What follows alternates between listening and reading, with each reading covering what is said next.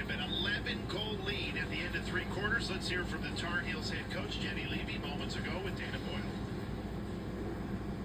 Coach Levy, it felt like one-way traffic from your Tar Heels in the third quarter. How do you close out the fourth quarter to put yourself in the best posture for Championship Sunday?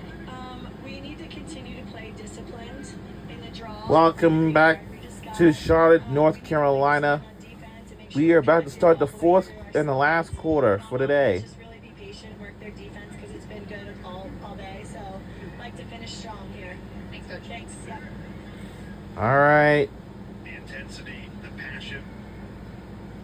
This Tar Heels team took their lumps a year ago, eliminated in the first game they played in the ACC tournament. For the first time ever, they lost an ACC quarterfinal, and they have reloaded. And here we go. Fourth quarter is now underway. This is it. They are 15 minutes away. We're only 15 minutes away to clinch a spot in the ACC championship game for Sunday. This is all coming down to this. Whichever team wins this game will head on for the ACC championship game.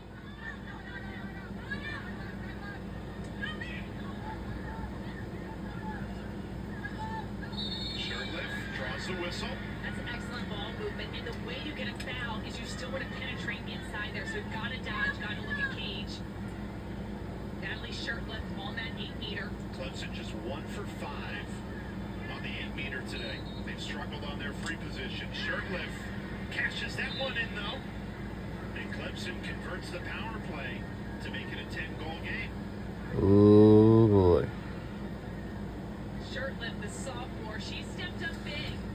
Her role increasing. They want her to shoulder more of an offensive load.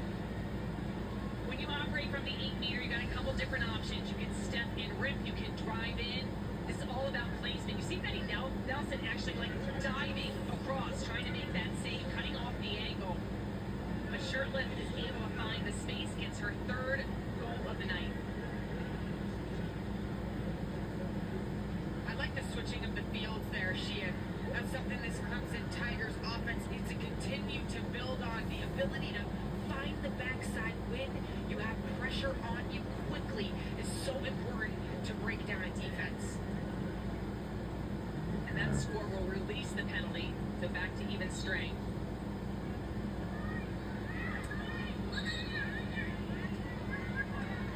Ball will go back to Clemson. You heard Jenny Levy.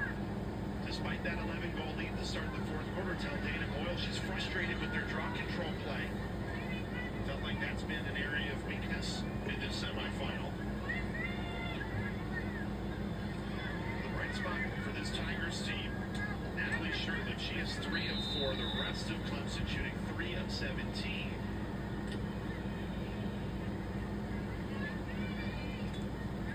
Another free position coming. This one belongs to Katie Castiello, the captain, transfer from Cornell.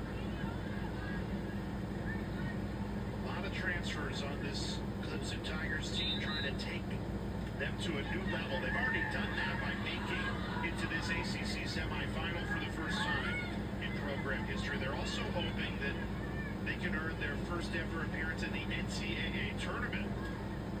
Did you feel like they've done enough to put themselves in that field of 29?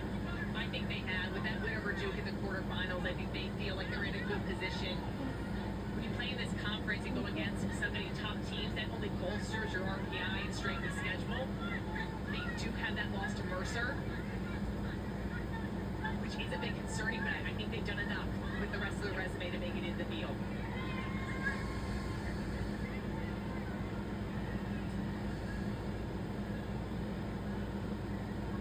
Matillo storming down the field, finds Vergano, who's been really good at drawing shooting space in this semifinal. This will be her 4th free position of the night. When you play on an offense with such elite dodgers, you know they're going to draw a sign. You know they're going to have attention on them. So she presents herself in the perfect shooting lanes. Passes out of this one. Gets it back.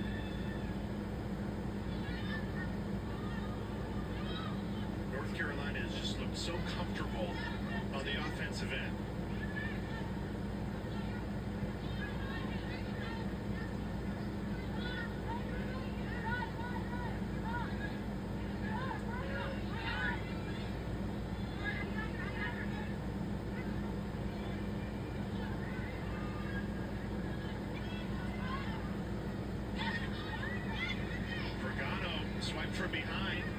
another cause turnover for Clemson. They've had 12 in this game. They've just failed to capitalize on the strong defensive moments on the offensive end. And that was Bridget Babcock, the graduate transfer from Cornell, who had a monster game against Duke in the quarterfinals offensively with 4 goals on the day, her best of the year. I haven't seen her too much on offense in this semifinal as Betty Nelson makes the stop.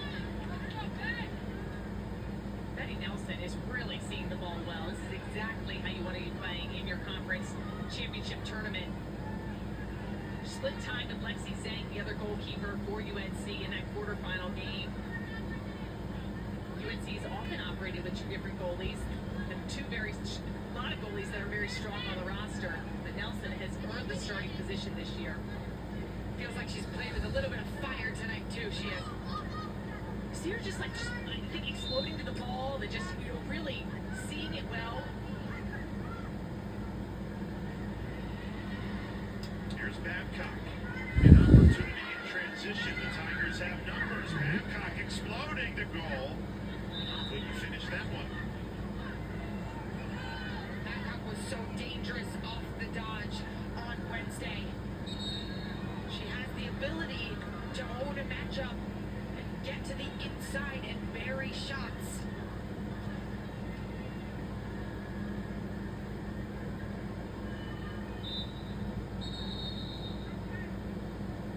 Not a great angle on that 8-meter.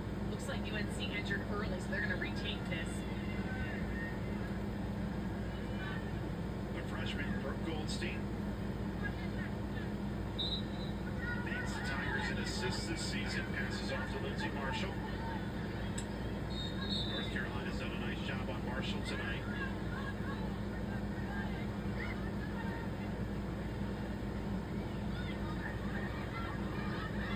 Tough to find a weakness with this North Carolina defense the way they're playing right now. But Clemson's not creating enough space. They're cutting through into where the Dodgers are going. You can see a sea of jerseys. You've got to create lanes, occupy your defender, get them out of the way. Especially when you see the double team go. You saw Sophie Suda go double early. That's when you got to start triggering the backside with space. Battle for the ground ball. Won by North Carolina. Clemson has some looks there. It's all about, you just got to break it down to the basics there. And sometimes the off-ball players think they're trying to get out of the way. They want to cut and replace. But you have to think who's got the ball and really just simply get out of their way. Occupy your defender, get out of your way. Be on the lookout if your girl slides to her and you're open, but create space. And not only does that give you a better lane to Kate Sheehan, it forces the slides to be longer. It just creates so much more pressure and tension on a defense when you have elite spacing. It's one of the most underrated skills for an offensive unit to have is smart spacing.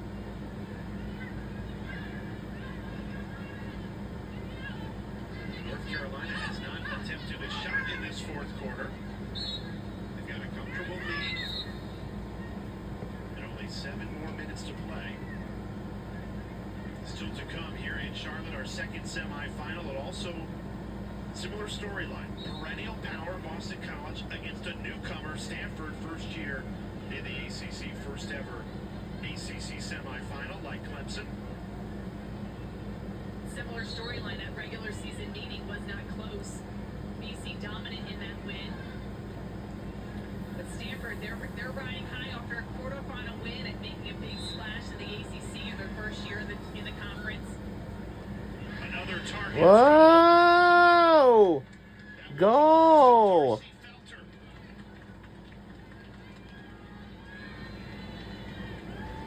Two veteran leaders for By this Darcy North Carolina Felter, team. number 11, her 7th goal of the season in 14 games. That this team has graduate student Riley Wow. Casey drops a dime to Darcy Felter. And this North Carolina offense is up big. We'll be right back. Don't go anywhere. We'll be right back.